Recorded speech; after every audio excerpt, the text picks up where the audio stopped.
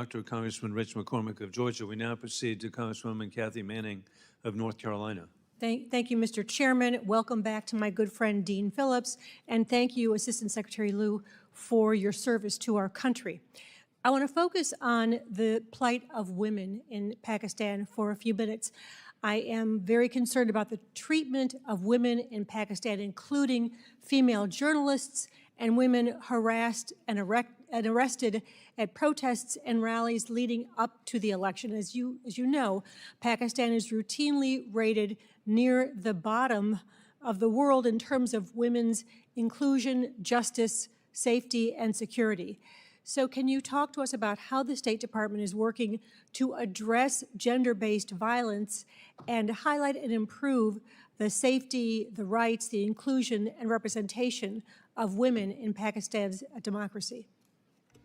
Representative Manning, such an important question. I wish I had my wife here sitting next to me. I met my wife in Pakistan. She was an American refugee worker working with Afghans, but her academic subject matter of specialty is gender-based violence, and she has worked in Pakistan on this very issue.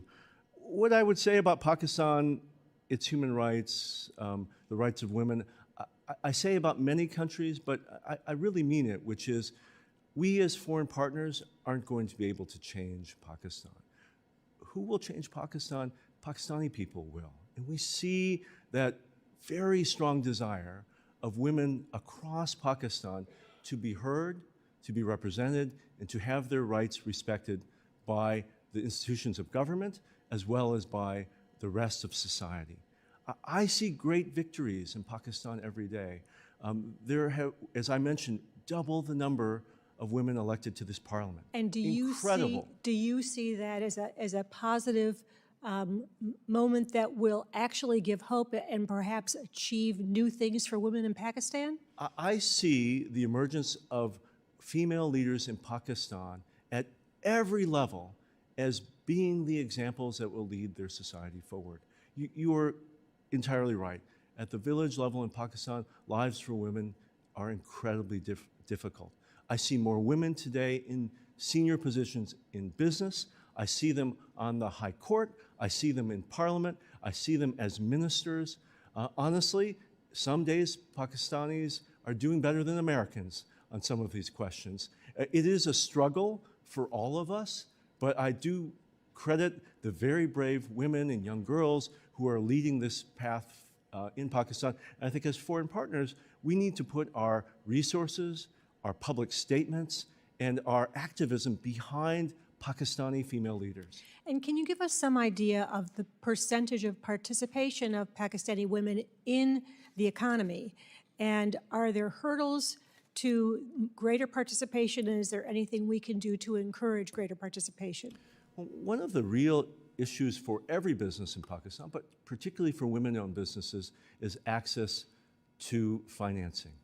And so one of the things that I've seen over the course of my career, and particularly in Pakistan, is the emergence of these microfinance projects, because largely women-owned businesses are not the massive textile mills or the steel plants. They're small businesses. They're businesses run out of homes or small shops in local communities. If women have access to that financing, women will succeed in business. USAID, the EU, the United Kingdom, Japan, Australia, many of Pakistan's donor friends are investing in those types of businesses, while the PRC and other countries are investing in literally roads to nowhere that bleed the Pakistani people of their resources year after year. So we've certainly talked about giving women access to more financial opportunities in this committee. I hope we will continue to do that in the future. Because you've mentioned China, let me walk into this question with the little time I have left. Pakistan faces a grave challenge, has faced grave challenges in recent years from flooding, from indebtedness to creditors like China. What more can we do to counterbalance what China is doing and the debt that they're helping create in Pakistan? We can compete. Where we fail overseas, we are not present. Where we compete, we always win because we have a better offer. We offer private sector-led investment for profit-making enterprises that benefit local people and not just the lender countries. Thank you. My time has expired. I yield back. Thank you very much, Congresswoman Kathy Manning of North Carolina. We'll be proceeding to Congressman Mike Lawler in 1 second. And even before, I want to thank you for pointing out the different allies working with Pakistan, and one that you left out, which is so significant, and that is South Korea.